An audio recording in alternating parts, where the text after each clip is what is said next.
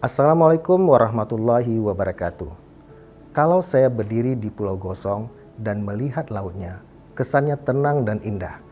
Tapi di balik itu, ada tantangan besar yang sedang dihadapi oleh terumbu karang dan masyarakat pesisir di sekitarnya. Saya Munandar, dosen dan peneliti dari Universitas Teguh Umar.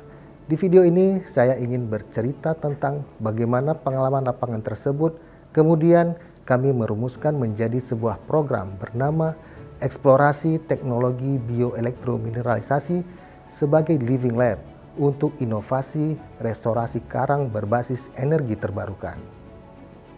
Pulau Gosong memiliki kondisi perairan yang tidak mudah. Dasar lautnya didominasi oleh pasir, bukan batu karang. Arusnya juga cukup kuat dan berubah-ubah. Dalam kondisi seperti itu, metode restorasi karang yang bisa digunakan seringkali tidak bertahan lama.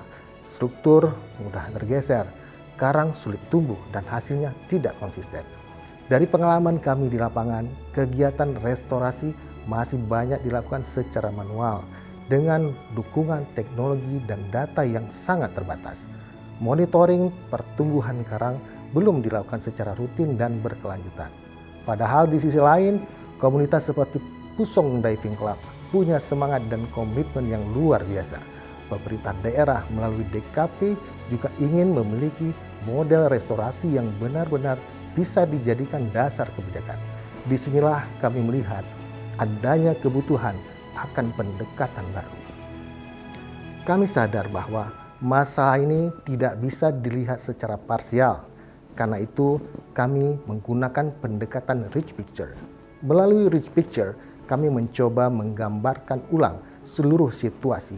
Siapa saja aktornya, apa masalahnya, bagaimana alur kerja yang ada, dan di mana titik lemahnya. Dari sini terlihat jelas bahwa kegagalan restorasi karang bukan hanya soal lingkungan. Ada keterbatasan teknologi, kapasitas sumber daya manusia, alur data yang terputus, dan hasil riset yang belum terhubung dengan kebijakan. Tapi, Rich Picture juga menunjukkan peluang besar. Ada komunitas aktif, ada dukungan pemerintah daerah, dan ada kapasitas akademik. Tantangannya adalah bagaimana semua ini bisa bekerja sama dalam satu sistem.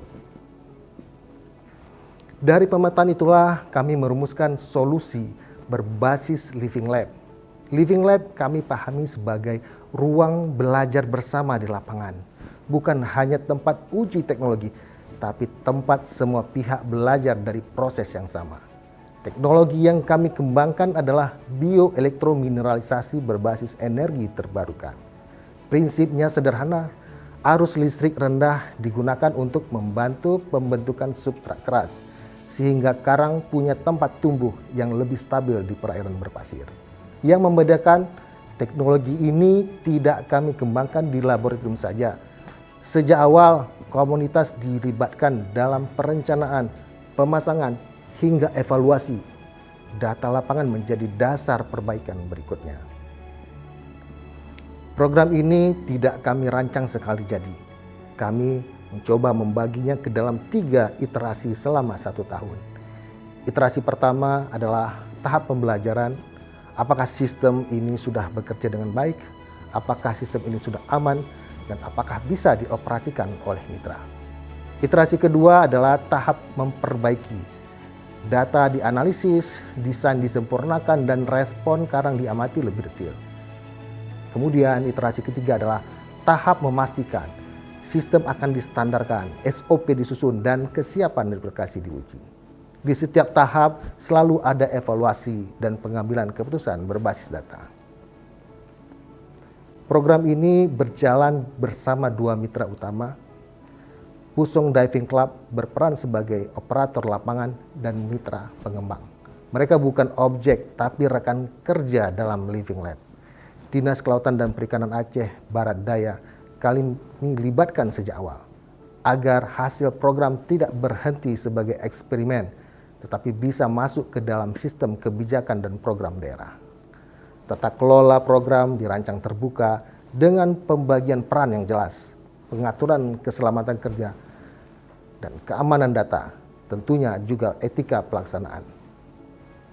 Dari program ini kami menargetkan beberapa hasil nyata, mulai dari perwarupa, teknologi yang siap pakai, dokumen desain teknis, SOP operasional, dataset ilmiah, hingga publikasi internasional. Dampaknya diharapkan tidak hanya pada karang, tetapi juga pada manusia dan kelembagaan.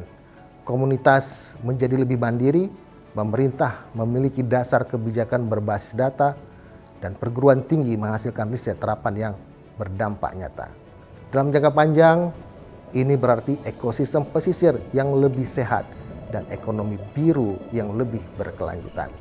Bagi kami, program ini bukan sekedar tentang teknologi atau penelitian. Ini tentang bagaimana riset, masyarakat, dan kebijakan bisa berjalan bersama.